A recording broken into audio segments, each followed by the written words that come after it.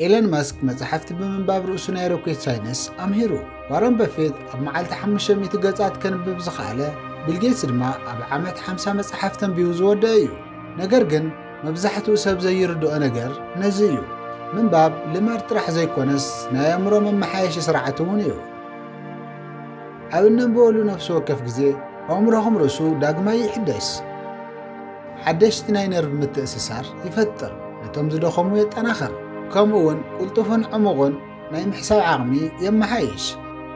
ስለዚ ኣብዚ ቪድዮ እዚ እዚ ኩሉ ከመይ ክኸውን ከም ዝኽእል ብናይ ሓቂ ኒውሮሳይነስ ብምንባብ ኣእምሮኹም ካብ ካልኦት መንገድታት ብዝቐልጠፈ ከመይ ከም ዝልውጦ ብዘርእዩ ግብራውያን ኣብነታት ክንርኢና።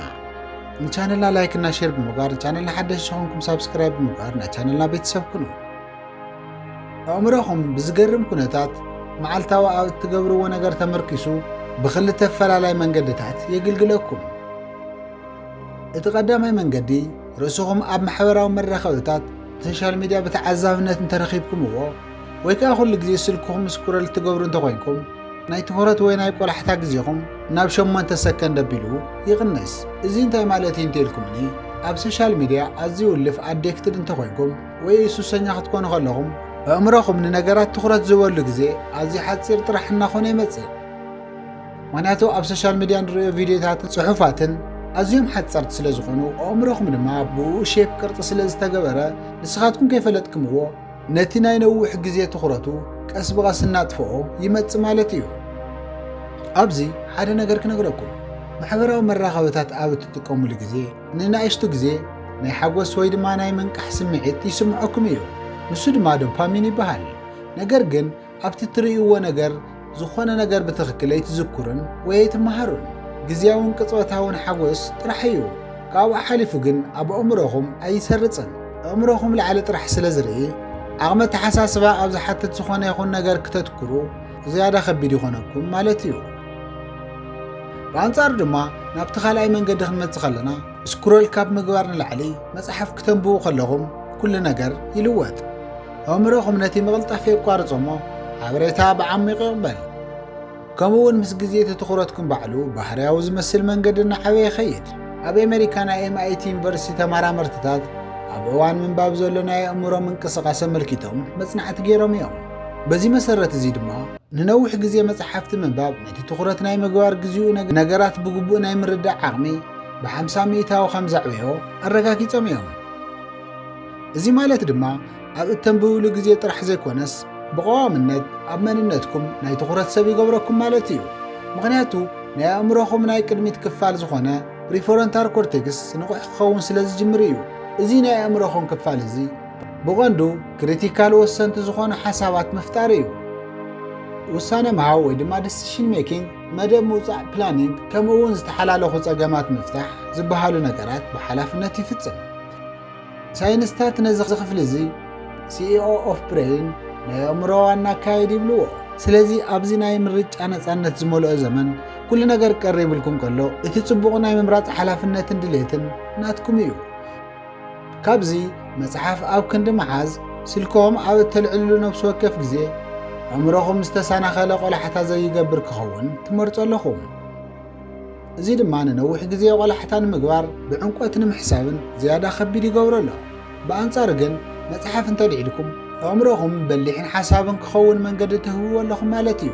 እዚ ማለት ድማ ቆላሕታ ናይ ምግባር ነገራት ብዕንቆት ናይ ምርዳእ ዝያዳ ናይ ምምሃር ዓቕምኹም ተደላድሉ ኣለኹም ማለት እዩ። ኣብዚ ክተስተውዕልዎ ዘለኩም ሓደ ነገር ኣእምሮ ኩል ግዜ ካብ ምቕያር ዓደ ይውዕልን። እቲ ዘፍርሕ ሕቶ ግን ይቕየር ዘሎ በይናይ መንገዲ እዩ ዝብል እዩ። ክኢላታት ከም ዝብልዎ ናይ ልቢ ወለድ ፊክሽን መጽሓፍቲ ምንባብ ምስ ሰባት ዝሓሸ ምትእስሳር ወይ ድማ ርክብ ክህልወካ ይገብር።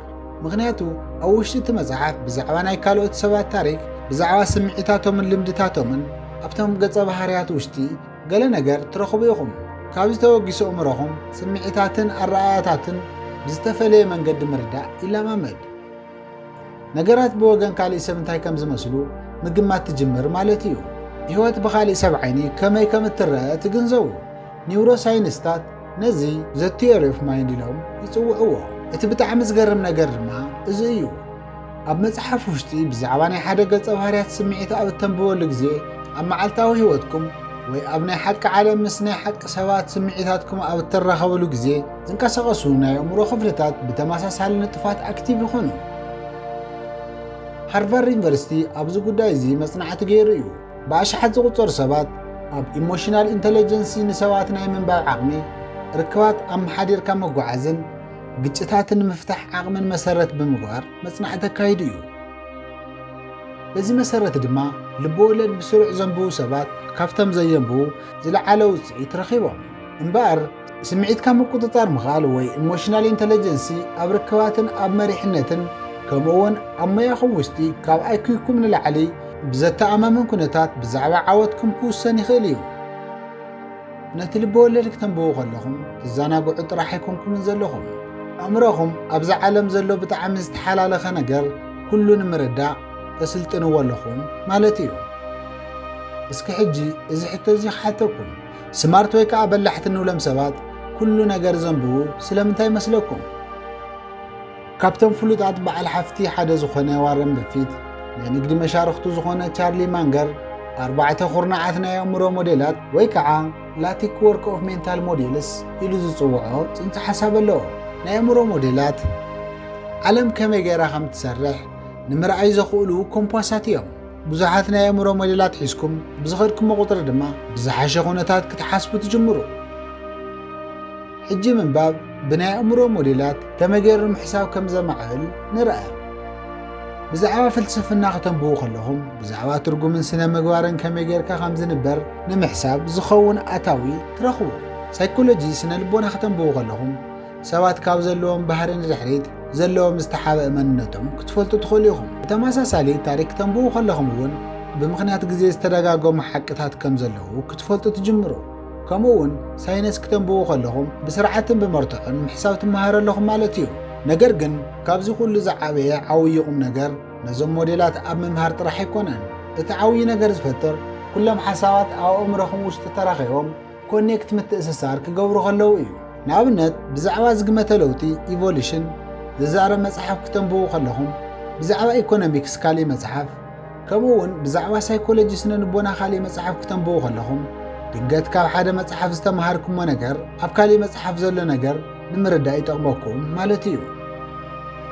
ዝኾነ መምህር ወይ ድማ ደራሲ ብቐሊሉ ዘይነግረኩም ቅንብር ፓተርን ምትእስሳራት ክትሪኡ ትጅምሩ። እዞም ምትእስሳራት እዚኦም ናይ ባዕልኹም ፍሉይ ግንዛቤታት ክትፈጥሩ ይሕግዙኹም።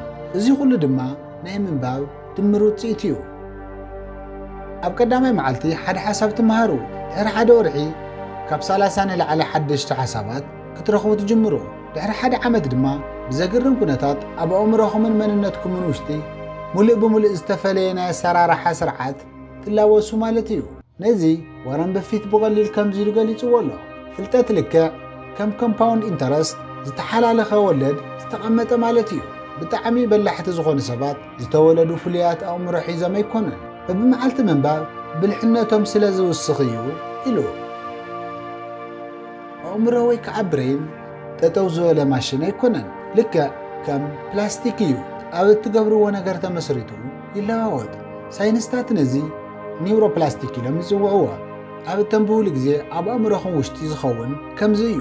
ናትኩም ቪዥዋል ኮርቴክስ ወይ ድማ ትርእይዎ ነገር ኩሉ ፕሮሰስ ዝገብር ናይ ኣእምሮኹም ክፋል ማለት እዩ። ኣብቲ ምስሊ ዘለዉ ቅርፅታት ናብ ፊደላት ይቕይርዎም።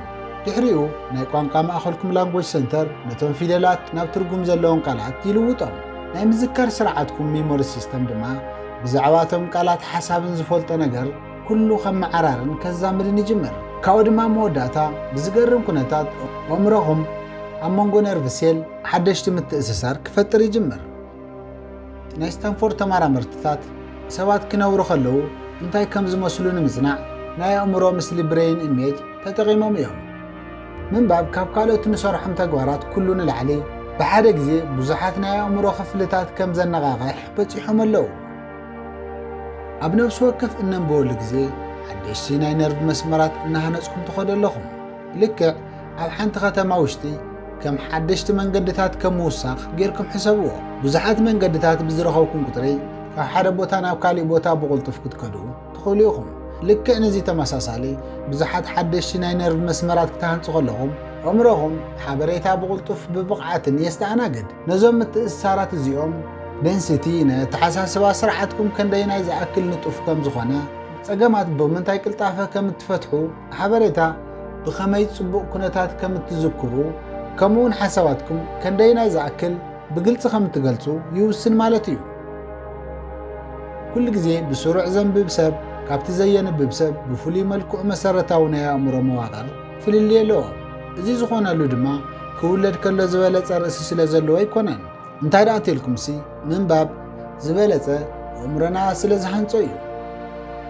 ክቡራት ተኸታተልትና ኣብ መወዳእታ ናይ ኣእምሮኹም ዕብየት ንምውሳኽ ዝያዳ ቆላሕታን ምግባር ዝሕግዘኩም ካብ ሎሚ ጀሚሩ ን30 መዓልቲ ዝፀንሕ ሓደ ቻለንጅ ወይ ከዓ ፈተና ክህበኩም እየ። ኣብ 3 ክፍልታት ከም ዝስዕብ መቒለይ ኣለኹ። ክፍሊ 1 ካብ 20 ክሳዕ 30 ደቂቓ ዝኣክል በብመዓልቱ ምንባብ ጀምሩ። ልክዕ ከም እትዘልዎን ክተጥፍእዎን ዘይትደልዩ ምስ ባዕልኹም ከም ዝገበርኩም መቆፀራ ጌርኩም ውሰድዎሞ ብቆላሕታ ተግብርዎ። ካልኣይ ክፋል ኣእምሮኹም ኣብ ደረጃ 1 ምስ ተለማመድኩምዎ ብድሕሪኡ ብቐሊል እተንብብዎም ምቸት ዝህብኹም መፅሓፍቲ ብምግዳፍ ቻለንጅ ዝገብርኹም ወይ ከዓ ዝፍትንኹም መፅሓፍቲ ንምርዳእ ዓቕሚ ዝሓቱ ከምኡውን ግንዛበኹም ዘስፍሑ መፅሓፍቲ መሪፅኩም ምንባብ ጀምሩ። እቲ ናይ መወዳእታ ሳልሳይ ክፋል ድማ ብዕምቆትን ብስፍሓትን ምንባብ ምጅማር እዩ። ኣብ ሓደ ዓይነት ነገር ጥራሕ ከይኮንኩምስ ፍልስፍና ምስ ስነ ልቦና፣ ሳይነስ ምስ ታሪክ፣ ልበወለድ ምስ ህይወት ታሪክ፣ ባዮግራፊ ብምውሃድ ፈትንዎ። ምናልባት ቀሊል ከይመስለኩም ይኽእል እዩ። ኣብ ቀዳማይ ሰሙን ምንባብ ከቢድ ከም ዝኾነ ክስምዐኩም እዩ። ኣእምሮኹም ክቃወመኩም እዩ። እሺሉ ኣይእዘዘልኩምን እዩ። ኣብ ካልኣይ ሰሙን ግን ሓደ ነገር ክልወጥ ክትርእዩ ኢኹም። ምንባብ ቁሩብ ክትናፍቁ ትጅምሩ። ካብኡ ድማ ቆላሕታኹም ብዓብዩ እናተመሓየሸ ክመፅእ ክትርእይዎ ኢኹም። ኣብ መበል ሳልሳይን ራብዓይን ሰሙን ኣእምሮኹም ብፍሉይ መንገድን ብዝተለመደ ኩነታትን ክሓስብ ይጅምር። ተሓላለኹም ዝመስልኹም ዝነበሩ ፀገማት ኩሉ ሕጂ ብቐሊሉ ክተትግብርዎምን ክትፈትሕዎምን እትኽእሉ ይኾኑ። ምስ ሰባት ትገብርዎ ዕላል ዝያዳ ዕምቆት ክህልዎ እዩ። ከምኡ ድማ ሓሳባት ብቐሊሉ ካብ ኣእምሮኹም ክምንጭው እዮም ማለት እዩ። ክቡራት ተኸታተልትና ናይ ሎሚ ቪድዮና እዚ ይመስል ነይሩ። እዚ ናይ ሎሚ ኣምሃሪ ቪድዮ እንተፈቲኹምዎ ላይክና ሼር ብምግባር ደገፍኩም ኣርዩ። ኣብ ዝቕፅል ቪድዮ ንኽበፅሐኩም ሳብስክራይብ ብምግባር ናይ ደወል ምልክት ብምጽቃት ቤተሰብ ኩኑ።